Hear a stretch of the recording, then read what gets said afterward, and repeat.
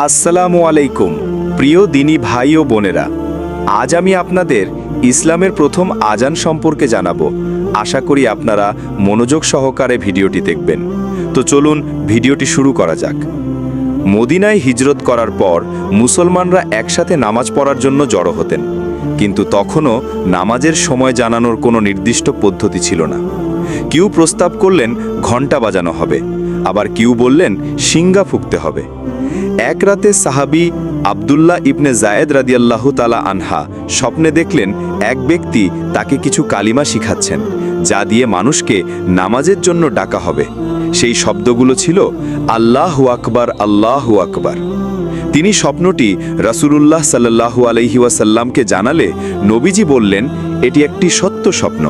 তুমি বিলালকে এই শব্দগুলো শিখিয়ে দাও, তার কণ্ঠস্বর তোমার চেয়ে সুন্দর। এরপর সাহাবী হযরত বিলাল রাদিয়াল্লাহু তাআলা আনহা মদিনার একটি উঁচু স্থানে দাঁড়িয়ে প্রথমবারের মতো উচ্চ কণ্ঠে আজান দিলেন। তার সেই হৃদয়স্পর্শী আওয়াজ মদিনার আকাশে প্রতিধ্বনিত হল। মুসলমানদের হৃদয়ে শান্তি নেমে এলো। সেদিন থেকে আজ পর্যন্ত বিশ্বের প্রতিটি প্রান্তে আজান ধ্বনিত হচ্ছে, ইসলামের কালজয়ী আহ্বান হিসেবে। ভিডিওটি ভালো লাগলে অবশ্যই আমার চ্যানেলটিকে সাবস্ক্রাইব করে নেবেন। খোদা হাফেজ।